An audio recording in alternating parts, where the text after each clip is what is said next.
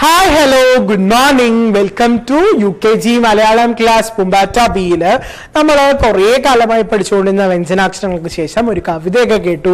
കവിത ചൊല്ലി കുറെ രസകരമായ അമ്മയുടെ വിശേഷമൊക്കെ പറഞ്ഞു. അമ്മ കഥ പറഞ്ഞു തരുന്നതിനെ കുറിച്ചൊക്കെ നമ്മൾ ചോദിച്ചു കേട്ടു അല്ലെ.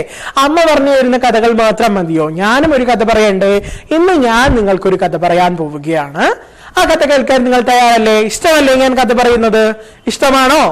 ഇഷ്ടമാണെങ്കിൽ എല്ലാവരും പുസ്തകമൊക്കെ അടച്ച് എന്റെ മുൻപിൽ വന്നിരുന്നാൽ ഞാൻ പറഞ്ഞു തരാം. ഞാൻ പറഞ്ഞു തന്ന ശേഷം നിങ്ങൾ എന്ത് ചെയ്യണം? ആ കഥ വീണ്ടും ഒരിക്കൽ കൂടെ പുസ്തകം തുറന്നു വെച്ച് കേൾക്കണം. ആദ്യം പുസ്തകം അടച്ചു വെച്ച് കേൾക്കാം, അതിനുശേഷം തുറന്നു വെച്ച് കേൾക്കാം. എങ്കിൽ എല്ലാവരും വന്ന് എന്റെ മുൻപിലിരിക്കും. കഥയുടെ പേര് അത്യാഗ്രഹം ആപത്ത്. കഥ തുടങ്ങുകയാണേ. ഒരിക്കൽ ഒരു സിംഹം വിശന്നു വരികയായിരുന്നു. എന്ത് ചെയ്യുകയായിരുന്നു? ഒരു സിംഹം വിശന്നു വരികയായിരുന്നു. നല്ല വിശപ്പ്. എന്താണ്? നല്ല വിശപ്പ്. അയ്യോ, വിശന്നിട്ട് പാടില്ല എന്ന് പറഞ്ഞ് ആര് വരികയാണ്? സിംഹം വരികയാണ്.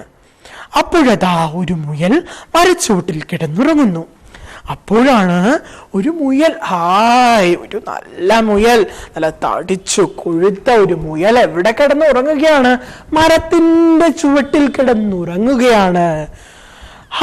വിശന്നാണ് ആര് വന്നുകൊണ്ടിരുന്നത്? നമ്മുടെ സിംഹം കാട്ടിലൂടെ നടന്നു വരുമ്പോ കാട്ടിലെ മരങ്ങൾക്കിടയിൽ അവിടെ ഒരു മരത്തിന്റെ ചുവട്ടിൽ ഒരു കുഞ്ഞു മുയൽ കിടക്കുന്നു. ആ മുയലിനെ കണ്ടതോടെ ആർക്ക് സന്തോഷമായി? സിംഹത്തിന് സന്തോഷമായി. ഹയ്യടാ, ഇന്നത്തെ കാര്യം കുശാൽ. ആര് കരുതുകയാണ്? നമ്മുടെ സിംഹം കരുതുകയാണ്, ഹയ്യടാ, ഇന്നത്തെ കാര്യം കുശാൽ തന്നെ. സിംഹം അങ്ങനെ വിചാരിച്ചു കേട്ടോ. അപ്പോഴതാ ഒരു പുള്ളിമാൻ ഓടുന്നു.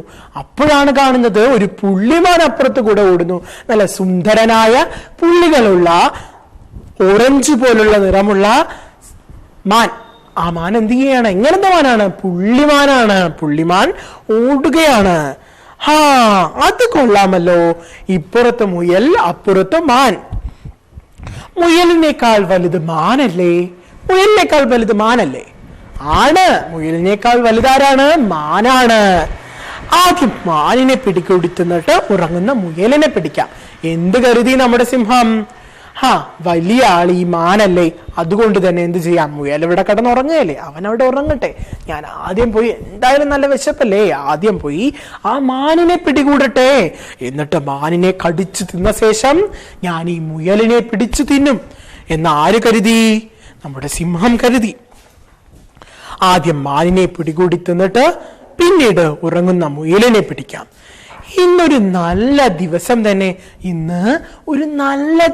തന്നെ. സിംഹം വിചാരിച്ചു. സിംഹം എന്ത് വിചാരിച്ചു? ഇന്നൊരു നല്ല ദിവസം തന്നെ. ഭയങ്കര സന്തോഷമായി. എത്ര വിശപ്പുണ്ടെങ്കിൽ എന്താ, ഇവിടെ ഒരു മുയൽ കിടക്കുന്നു, അവിടെ ഒരു മാൻ ഓടുന്നു, അതും പുള്ളിമാൻ. മുയലാണെങ്കിൽ ഉറങ്ങുകയാണ് മരത്തിന്റെ ചുവട്ടിൽ. എന്തായാലും ഇന്ന് എനിക്ക് കുശാലാണെന്ന് കരുതി സിംഹം തയ്യാറായി. ആരെ പിടിക്കാനാണ് തയ്യാറായത്? ആദ്യം മാനിനെ പിടിക്കാനാണ് സിംഹം തയ്യാറായത്. ഇപ്പൊ മാനിനെ പിടിക്കും കേട്ടോ. മാൻ അവിടെ ദൂരെ നിൽക്കുന്നുണ്ട്. പതിയെ സിംഹം അതിനടുത്തേക്ക് പോവാൻ തയ്യാറാവുകയാണ്. അപ്പോഴാണ് പെട്ടെന്ന് മാൻ സിംഹത്തെ കണ്ടത്. അയ്യോ, മാൻ പേടിച്ചു പോയി. മാൻ എന്ത് ചെയ്തു? പേടിച്ചു പോയി. സിംഹത്തെ കണ്ട മാൻ സർവശക്തിയും എടുത്ത് ഓടിപ്പോയി. സിംഹത്തെ കണ്ട മാൻ എന്ത് ചെയ്തു? സർവശക്തിയും എടുത്ത് ഒരൊറ്റ ഓട്ടം. ഓടിപ്പോയ മാനിനെ ആര് കാണുകയാണ്? നമ്മുടെ പാവം സിംഹം കാണുകയാണ്. സിംഹമാണെങ്കിൽ വിശന്നിരിക്കുകയല്ലേ. മാൻ പോയെങ്കിൽ പോകട്ടെ, മുയലിനെ പിടിക്കാം. ഇനിയിപ്പോ വേറെ വഴിയില്ലല്ലോ. അതുകൊണ്ട് സിംഹം എന്ത് കരുതി? ശരി, ഈ മാൻ പോയാൽ പോകട്ടെ, എന്തായാലും നല്ല വിശപ്പ്. എന്തെങ്കിലും കഴിച്ചില്ലെങ്കിൽ ഞാൻ തളർന്ന് വീഴും. അതുകൊണ്ട് എനിക്ക് എന്ത് വേണം? എന്തെങ്കിലും ഒന്ന് കഴിച്ചേ മതിയാവും. ഇനി മാനിന്റെ പുറകിൽ ഓടാനുള്ള ഊർജമൊന്നും എന്റെ കയ്യിലില്ല. അതുകൊണ്ട് ഞാൻ എന്ത് ചെയ്യും? മാൻ പോയാൽ പോകട്ടെ, ഞാൻ ഈ മുയലിനെ പിടിച്ചു തിന്നാം. അവൻ പതിയെ സിംഹം എന്ത് ചെയ്തു? മാനിന്റെ ദിശയിൽ നിന്നും മുയലിന്റെ ദിശയിലോട്ട് തിരികെ വരികയാണ്. സിംഹം മുയലിനെ പിടികൂടാനായി, ഇനി ക്ഷമിക്കാൻ വയ്യ, നടന്നിട്ടൊന്നും ഇന്ന് എത്തില്ല, അതുകൊണ്ട് എന്ത് ചെയ്തു? പിടികൂടാനായി ഓടി വന്നു. മരത്തണലിലോട്ട് എത്തിയാര്? നമ്മുടെ സിംഹം മരത്തണലിലോട്ടെത്തി. ഇനി എന്താ ചെയ്യാൻ പോകുന്നേ? ആ മുയലിനെ പിടിച്ച് കഴിക്കണം അല്ലേ. അവിടെ മുയലില്ല. പക്ഷെ അവിടെ ആരില്ല? മുയലില്ല. മുയലിനെ അവിടെ കാണാനില്ല. മരച്ചോട്ടിൽ കിടന്നുറങ്ങിക്കൊണ്ട മുയലിനെ അവിടെ കാണാനില്ല. അത് ഓടി രക്ഷപ്പെട്ടിരുന്നു. അതെന്ത് ചെയ്തു? ഓടി രക്ഷപ്പെട്ടിരുന്നു. ആദ്യം മാൻ രക്ഷപ്പെട്ടു, ഇപ്പോഴോ മുയലും രക്ഷപ്പെട്ടു. കയ്യിൽ കെട്ടിയതിനെ കളഞ്ഞിട്ട് വേറെ അന്വേഷിച്ച ഞാനൊരു മണ്ടൻ തന്നെ. അപ്പോഴാണ് സിംഹത്തിന് ബോധം വന്നത്. കയ്യിൽ കെട്ടിയ ആ മാനിനെയും കളഞ്ഞു, മുയലിനെയും കളഞ്ഞു. ആദ്യം ഞാൻ മുയലിനെ കണ്ടപ്പോൾ തന്നെ എന്ത് ചെയ്യണമായിരുന്നു? മുയലിനെ പിടിച്ച് കഴിക്കണമായിരുന്നു. ഞാൻ അത് ചെയ്യാതെ വലിയ ആള് മാനാണെന്നും കരുതി മാനിന്റെ പുറകിൽ പോയി. എന്തായിരുന്നു? അത്യാഗ്രഹമായിരുന്നു കാരണം, അല്ലേ? അങ്ങനെ മാന്റെ പുറകിൽ പോയപ്പോ മാൻ എന്ത് ചെയ്തു? മാൻ ശക്തിയോടെ ഓടിപ്പോയി. ഊർജമില്ലാത്ത സിംഹത്തിന് പുറകെ ഓടാൻ കഴിയാതെ തിരികെ വരേണ്ടി വന്നു. അപ്പോഴാണ് മുയലിനെ കഴിക്കാമെന്ന് വിചാരിച്ച അപ്പോഴേക്കും എന്ത് സംഭവിച്ചു? എണീറ്റ മുയൽ അവിടെ നിന്നും സിംഹത്തെ കണ്ട് രക്ഷപ്പെട്ടു. അങ്ങനെ സിംഹം സ്വയം മനസ്സിലാക്കി, ഞാനൊരു മണ്ടൻ തന്നെ, എനിക്ക് മണ്ടത്തരം പറ്റിപ്പോയി എന്ന് ആര് തിരിച്ചറിഞ്ഞു? സിംഹം തിരിച്ചറിഞ്ഞു. സിംഹത്തിന് മനസ്സിലായി. എന്ത് മനസ്സിലായി? ഞാനൊരു മണ്ടനാണെന്ന് മനസ്സിലായി. അപ്പോ ഇങ്ങനെയുള്ള മണ്ടത്തരങ്ങൾ നമുക്കിടയിലും സംഭവിക്കാൻ സാധ്യതയുണ്ട്. അതുകൊണ്ട് എന്ത് കാര്യം ചെയ്യുമ്പോഴും നമ്മൾ ചിന്തിക്കണം കേട്ടോ. അത്യാഗ്രഹം, അതായത് ഒന്നാമത് നമുക്ക് എന്ത് പാടില്ല? അത്യാഗ്രഹം പാടില്ല. ഒന്നിനോടും കൂടുതൽ മോഹം പാടില്ല, അത്യാഗ്രഹം പാടില്ല. ആഗ്രഹിക്കാം, നമുക്ക് ആഗ്രഹങ്ങൾ എല്ലാവർക്കും വേണം. പക്ഷെ ആഗ്രഹം കൂടിപ്പോകരുത്. നമുക്ക് ആഗ്രഹിച്ചാൽ ലഭിക്കില്ല എന്നുള്ളതൊന്നും നമ്മൾ ആഗ്രഹിക്കാൻ പാടില്ല. ഒരുപാട് ആഗ്രഹിക്കും. നമുക്ക് എന്താണോ ആവശ്യം അത്രയുമേ നമ്മൾ എന്ത് ചെയ്യാവൂ?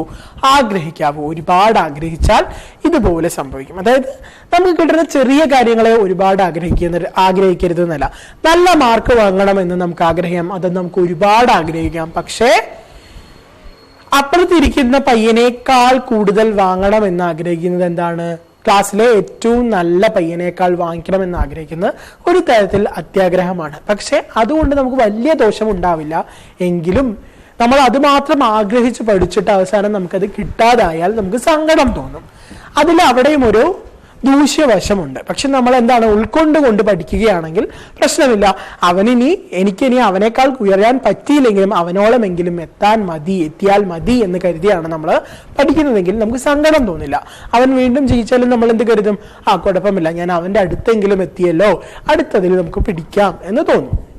പകരം അവനേക്കാൾ എനിക്ക് എന്തായാലും കിട്ടും, അതിനെ ഞാൻ ആ വഴി സ്വീകരിക്കും എന്നൊക്കെ കരുതിയിട്ട് നമ്മൾ ഒന്നും ചെയ്യാതെ ഇരുന്നാൽ എന്ത് സംഭവിക്കും? നമുക്കത് കിട്ടുകയുമില്ല, നമുക്ക് സങ്കടമാവുകയും ചെയ്യും. അതുപോലെ ആഗ്രഹിക്കുന്ന ആഗ്രഹങ്ങൾ അത്യാഗ്രഹമായി പോകരുത്. ഓക്കെ.